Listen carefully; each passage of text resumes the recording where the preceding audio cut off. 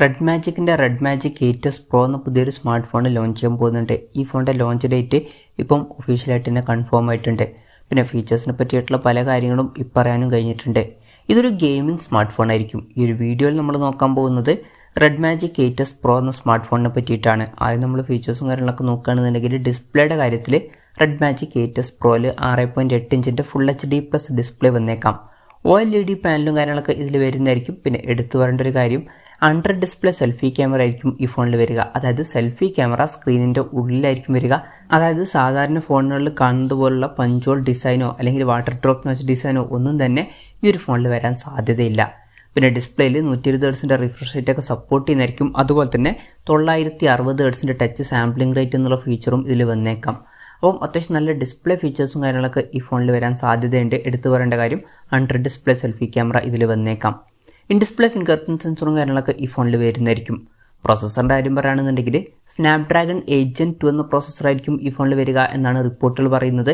എന്നാൽ ചില റിപ്പോർട്ടുകളിൽ ഈ ഒരു പ്രോസസ്സറിൻ്റെ ഒരു അപ്ഗ്രേഡഡ് വെർഷനും വന്നേക്കാം എന്നും പറയുന്നുണ്ട്. അതായത് സ്നാപ്ഡ്രാഗൺ 8+ Gen 2 എന്ന പ്രോസസ്സറും ഇതിൽ വന്നേക്കാം. അപ്പം ഇപ്പോഴുള്ള ഫ്ലാഗ്ഷിപ്പ് പ്രോസസ്സറിനേക്കാളും മികച്ചൊരു പെർഫോമൻസും കാര്യങ്ങളൊക്കെ ഇതിൽ വന്നേക്കാം. 5G സപ്പോർട്ടും കാര്യങ്ങളൊക്കെ ഇതിൽ വരുന്നതായിരിക്കും. പിന്നെ ഈ ഫോണിൽ 16 GB റാം വരെ വന്നേക്കാം. അതുപോലെ തന്നെ 1 TB ഇൻറ്റേർണൽ വരെയും വന്നേക്കാം. അത് കൂടാതെ വെർച്വൽ റാം എന്നുള്ള ഫീച്ചറും കൂടി വരുന്നതായിരിക്കും.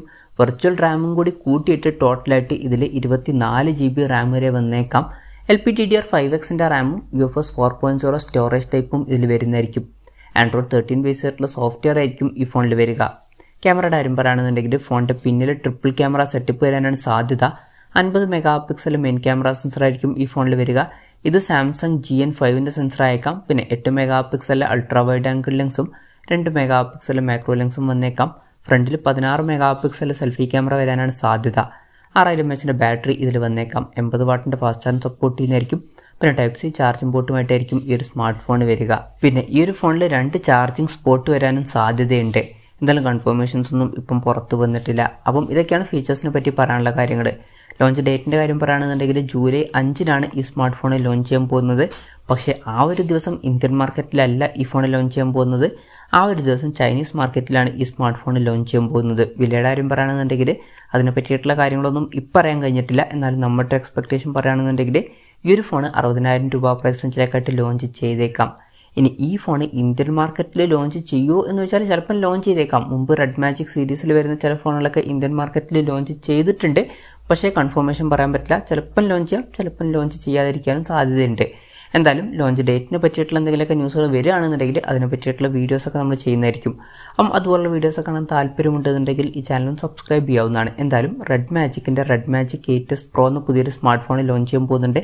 ഈ ഫോണിൻ്റെ ഫീച്ചേഴ്സിനെ പറ്റിയിട്ടുള്ള നിങ്ങളുടെ അഭിപ്രായം ജസ്റ്റ് ഒന്ന് കമൻറ്റ് ചെയ്യുക. അതുപോലെ തന്നെ ഈ ഒരു സ്മാർട്ട് ഫോൺ ഇന്ത്യൻ മാർക്കറ്റിൽ നിങ്ങളേത് പ്രൈസിങ്ങിലാണ് എക്സ്പെക്റ്റ് ചെയ്യുന്നത് എന്നുള്ള കാര്യം കൂടി ജസ്റ്റ് ഒന്ന് കമൻറ്റ് ചെയ്യുക.